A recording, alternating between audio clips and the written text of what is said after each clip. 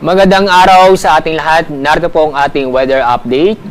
Mahinang habagat ay naapektuhan itong northern at ang central Luzon.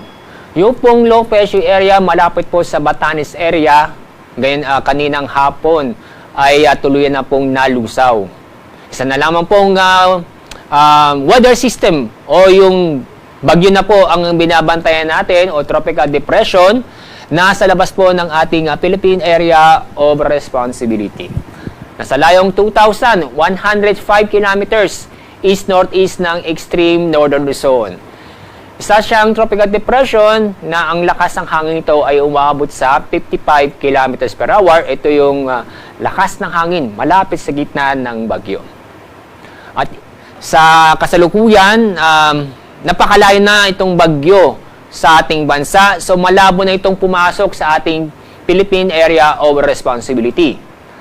Itong bagyong ito ay na-impluwensyahan niya itong habagat, kaya ngayong araw may epekto pa rin o meron pa rin mahinang epekto ng habagat sa northern at central Luzon. Sa ating magiging lagyan na panahon bukas, meron pa rin mahinang epekto ng habagat sa northern at central Luzon. Kaya makakaranas po ng paulap na kalangitan na may mga kalat-kalat na pag-ulan at thunderstorm sa Bataan at Zambales. Kaya paalala po sa mga kababayan po natin, patuloy pa rin tayong mag-ingat dahil nandiyan pa rin po ang banta ng landslide o flash flood dahil sa mga pamisa-misang malalakas na pag-ulan.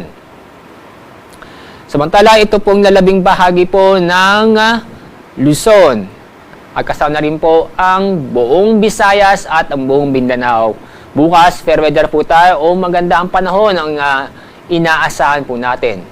At may oras po tayo o may oras na masisilayan po natin si Haring Araw. Pero may chance pa rin po ang mga isolated na pag-ulan o mga biglaang buhos na ulan dahil sa thunderstorm. Pagdating po sa ating 3-day weather outlook. Mula Friday hanggang Sunday next week, meron pa rin pong mahinang epekto ng habagat doon naman po sa northern at central Luzon. Kaya sa susunod po 3 araw, sa pilang lugar po sa Luzon, inyo makikita, fair weather po tayo o maganda ang panahon, maliban lang po sa mga isolated na pag-ulan. Ganun din po ang ating mararanasan sa mga kababayan po natin sa Metro Cebu, Iloilo City at sa Tacloban City. Fair weather po tayo o magandang panahon sa susunod na 3 araw maliban sa mga localized thunderstorm. At sa mga lugar po sa Mindanao, makikita, ganun pa rin po. O pares po ang ating panahon sa Luzon, Visayas na fair weather o bahagyang maulap hanggang sa maulap na kalangitan maliban lang po sa mga localized thunderstorm, kung saan magbibigay ito ng mga biglaang buhos na ulan. Ang araw pong lulubog mamaya pong 6:23 ng hapon. Bukas, ang araw sisikat sa ganap na 5:41 ng umaga.